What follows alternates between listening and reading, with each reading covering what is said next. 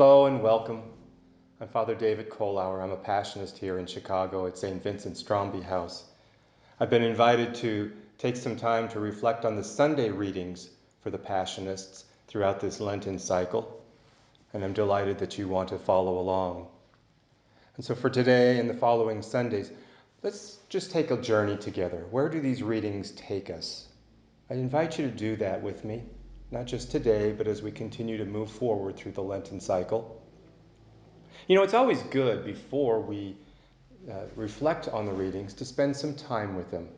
So if you haven't looked at the readings yet today, I invite you just to take a moment, pause the video, and just read the readings for today.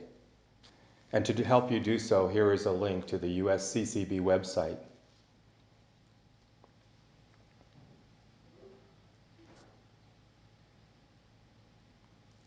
When the Church begins a liturgical cycle, such as either Advent or Lent, the reason or the purpose of those is to prepare you for something coming. And we all know that. We know that Advent prepares us for the celebration of Christmas.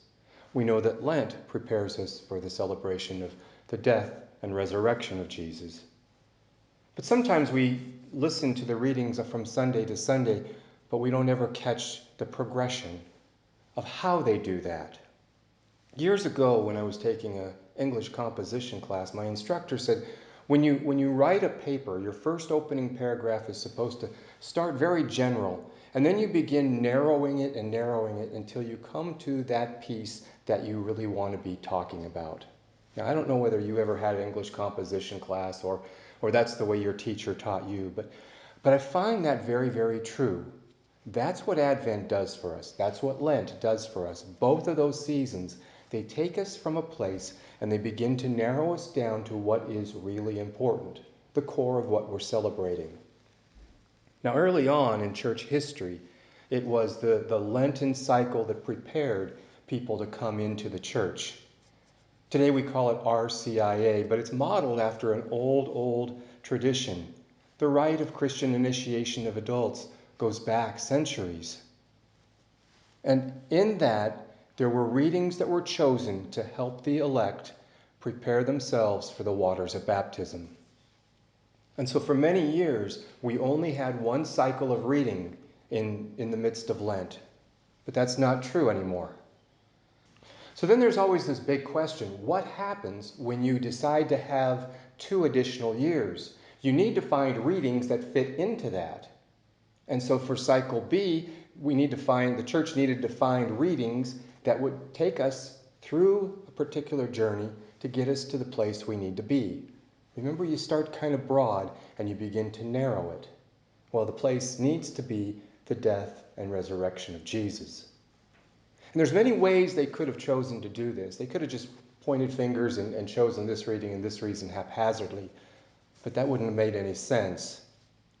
They could have said, well, Lent is supposed to be about moving away from sin and converting to Christ, and they could have found 6 nice readings that did that, of people who turned away from a former way of life and began following Christ.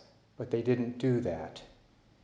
Instead, they chose a particular pattern, and each week the pattern takes us closer and closer to our destination.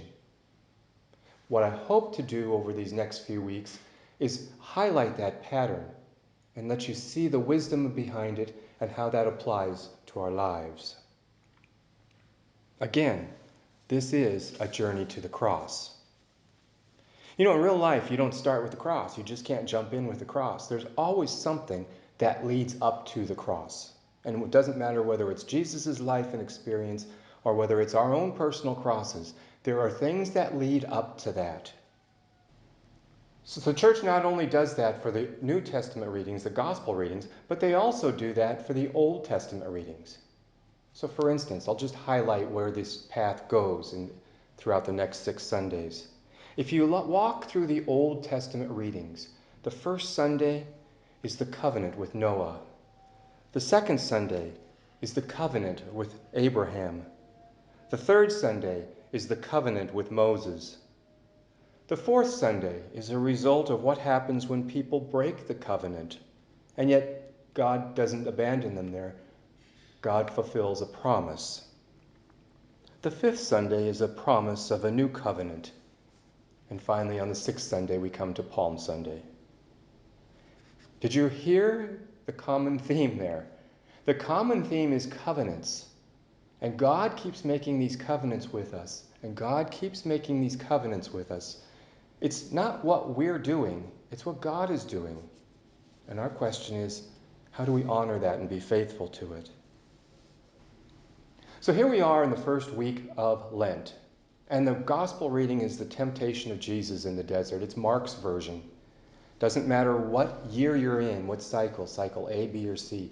The first Sunday of Lent is always Jesus being tempted in the desert. You know, as Catholics, we usually enter Lent by saying, what are we going to give up, or what are we going to do extra for this Lent? How is this Lent going to be different? And as a priest, sometimes I'll ask people, so how's your Lent going? How's your Lent going? And I'll get a couple different answers. Sometimes people will say to me, oh, it's great, Father. You know, I haven't done such and such a single time. Which I kind of wonder, well, you know, is that just your willpower? Or are you really finding God's grace in that? Oh, of course it's God's grace. Or is it just really your willpower? Or sometimes they'll say, it's not going very well. I've failed a lot in my resolution. Oh, well, maybe in your failing, you've realized that you can't do that by yourself. You can only do that with God's grace. Temptations themselves are very, very interesting. You know, I don't know too many people who truly fight temptations. Generally, what I see is someone begins to see a temptation. They go, oh, a temptation. Oh, a temptation. Oh, a temptation. And sure enough, within a matter of seconds, they just kind of give in to that temptation. Because it's what I do. It's what I know. It's what's familiar. I think about something as simple as eating dessert. I love chocolate. You know, there's nothing better than a big double fudge brownie. Maybe even with a little ice cream on it. Temptation.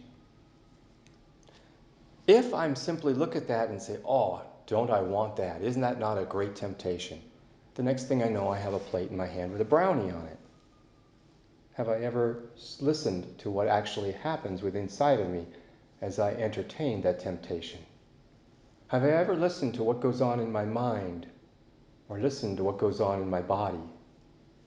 If, on the one hand, I say, you know, that looks so good. That's true. It does look good. However, I also know if I begin listening is it looks good, but it's not really going to make me happy in the long term. Maybe in the short term I'll find some short gratification by it, but I really don't need those calories. When I listen to that and I begin to speak back to the temptation, that brownie can sit right there.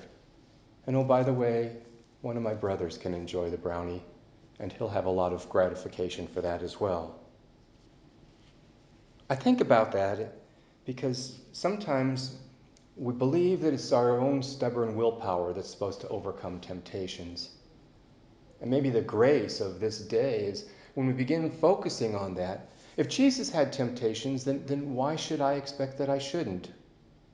Maybe the grace of this day is God saying, have you begun listening at a deeper level to those voices inside of you? We call them temptations, but there's a lot of other voices. What are they saying to you? How many of them are leading you to something that's good and healthy? And how many of them are leading you something that's probably not too healthy? So what are temptations really? When I think about areas of temptation, yeah, there's definitely the temptations around food. There's also temptations around effort. When I begin slacking off, do I have to give 100% or is 99 good enough? Or is 95? Or if I'm given 95, that ought to be good enough. How about 84 or 61 or, you know, sometimes 27%. That's just good enough for me. Because I'm tempted to do less when I know that I could do more. Temptations also escalate when a person feels threatened, especially around areas of security. Temptations show their ugly face when we're frightened and we need to respond out of fear. There's always temptations around self-image, self-worth, or self-esteem. But I'd invite you to spend some time looking at the ramification of some of your temptations. Do they bring you to a healthier place? And if I keep falling into those temptations, as hard as they are sometimes to confront, that's where this journey begins. Maybe I don't start first with confronting them. Maybe I start first with listening to them. And so I propose that the gift of this day is to be more attentive to the temptations and less manipulated by them. When a person can be objective about their temptations, they can begin to claim a whole new level. No longer does that temptation have a power over me. I'm no longer a slave to that temptation, but I've now found freedom. Freedom that I can say at a deeper level, yes, I can do this, or no, I don't need that. It's amazing how many times we pray to Jesus asking to fix something inside of us. Jesus, can you just fix this?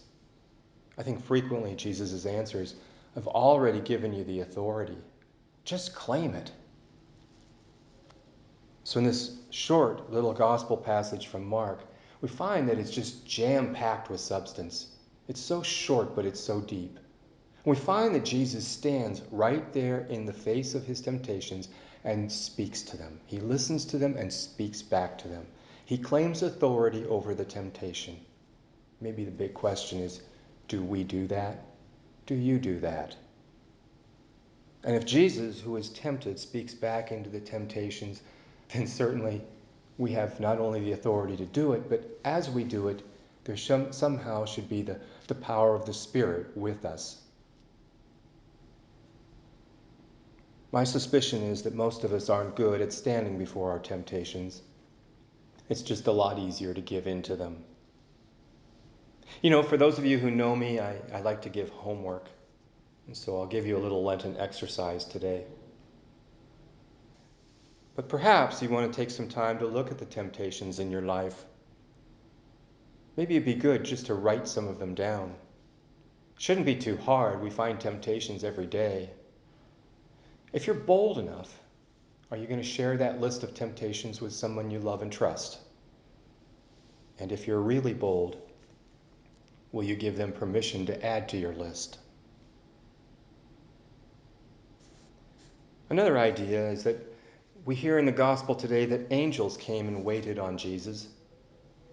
Have you ever had a time in your life when it was very difficult for you and you found that there were angels there waiting on you? It can be something as simple as a 911 call, or maybe something even more profound. Lastly, how do you feel about starting this journey in a desert? Some people find it highly beautiful and simple, and some people resist it. I thank you for joining me today, and I pray you have a blessed week. I hope to see you next Sunday as we take that next step forward on this journey of faith. God bless you.